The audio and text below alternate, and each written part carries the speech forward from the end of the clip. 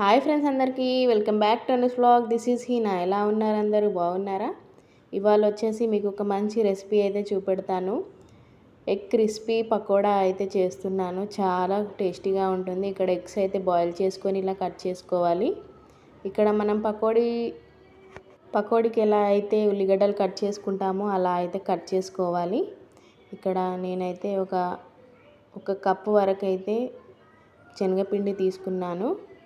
2 spoons of బియ్యపిండి కూడా వేసుకోవాలి. బియ్యపిండి వేయడం వల్ల మనకి పకోడీ అనేది క్రిస్పీగా వస్తుంది. ఇక్కడైతే ఇలా మిక్స్ చేసుకోవాలి. జింజర్ గార్లిక్ పేస్ట్, కారం, నేనైతే లైట్గా కారం వేసాను, పిల్లలు తింటారు కదా అని. సాల్ట్ కూడా వేసుకోవాలి. ఇక్కడ ధనియా పౌడర్ కూడా వేసుకున్నాను. కొత్తిమీర, కరివేపాకు ముందే కట్ చేసుకొని పెట్టేసుకున్నాను, అది కూడా వేసుకోవాలి. ఇప్పుడు ఇవన్నీ మంచిగా మిక్స్ చేసుకొని మనం పకోడీకి ఎలా అయితే కలుపుకుంటామో అలా గట్టిగా అయితే కలుపుకోవాలి పిండిని.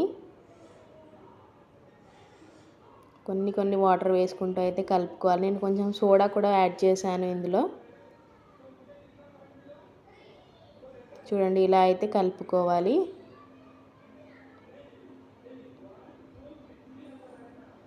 ఇప్పుడు మనం పిండి అయితే కలుపుకున్నాను కదా. ఇప్పుడు కొంచెం పిండి తీసుకొని ఇలా అయితే ప్రెస్ చేసుకోవాలి. మనం గారె ప్రెస్ చేసుకుంటాం కదా, అలా ప్రెస్ చేసుకొని మధ్యలో మనం కట్ చేసుకున్నాం కదా ఎగ్, అది వేసుకొని అయితే మొత్తం రోల్ చేసుకోవాలి. ఇలా మంచిగా గ్యాప్స్ కనబడకుండా అయితే ఇలా రోల్ చేసుకొని పెట్టుకోవాలి.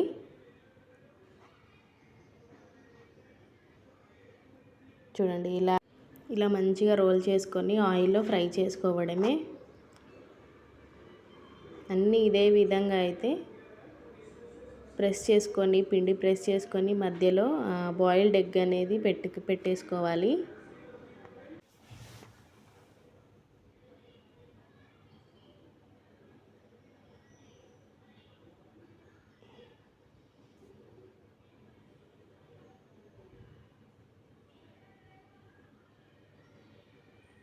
మనకి ఆయిల్లో వేసాక కూడా ఎక్కడా విడిపోదు. మంచిగా టేస్టీగా చాలా బాగుంటుంది. చూడండి, అన్నీ అయితే ఇదే విధంగా చేసుకోవాలి. మంచిగా రోల్ చేసుకోవాలి, ఎక్కడ మనకి ఎగ్ బయట కనబడకుండా.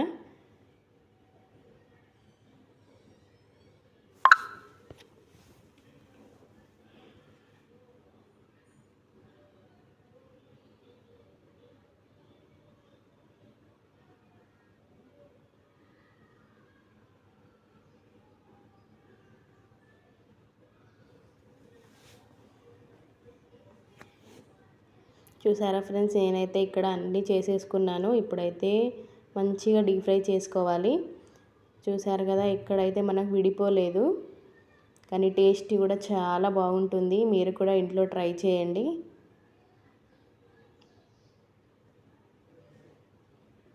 పకోడీ పిండితో ఎన్ని వెరైటీస్ చేసుకోవచ్చో కదా, చాలా వెరైటీస్ చేసుకోవచ్చు.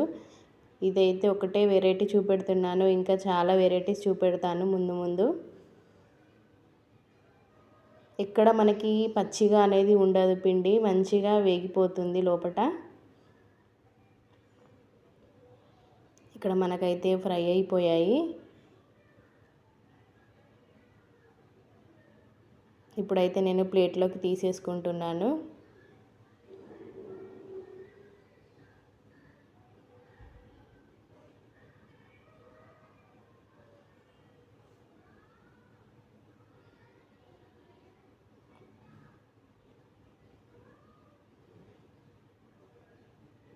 ఇప్పుడు ఇంకొన్ని రెడీ చేసుకున్నాం కదా, అవి కూడా వేసేసుకోవాలి.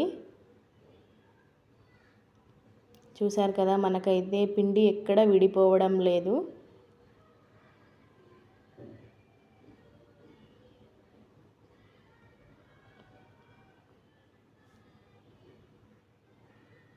పకోడీ కన్నా ఇలా చేసుకోండి. ఒక 2 తింటే మనకి టమ్మీ మొత్తం ఫిల్ అయిపోతుంది. పిల్లలకైతే ఇలా చేసి పెట్టండి, చాలా ఎంజాయ్ చేస్తారు.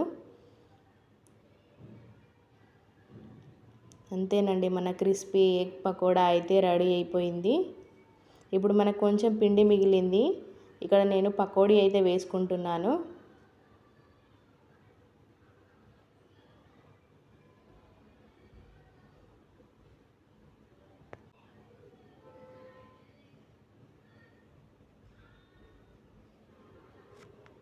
కానీ పకోడీ టేస్ట్ కూడా చాలా బాగుంది. నేను చేసే విధంగా అయితే చేయండి, మీ పిల్లలు కూడా చాలా ఇష్టంగా తింటారు ఈవినింగ్ స్నాక్స్లో.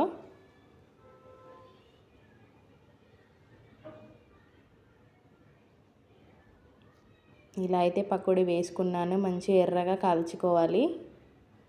చూడండి, ఇలా అయితే మంచిగా ఫ్రై అయిపోయాయి కదా. ఇప్పుడు తీసేసుకుంటున్నాను. మనం బియ్యం పిండి వేయడం వల్ల క్రిస్పీగా వచ్చేసాయి, మీరే చూడండి.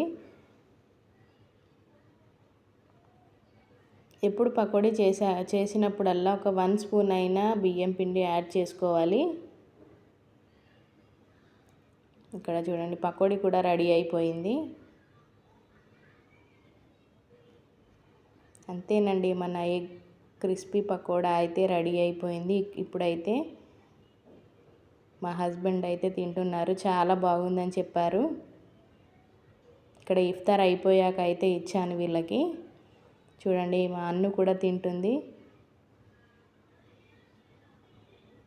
లోపల కూడా మంచిగా కుక్ అయిపోయింది.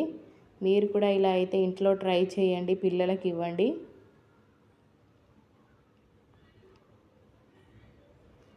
చూడండి, మనకి లోపల కూడా మంచిగా కుక్ అయిపోయింది, క్రిస్పీగా అయితే ఉంది కదా.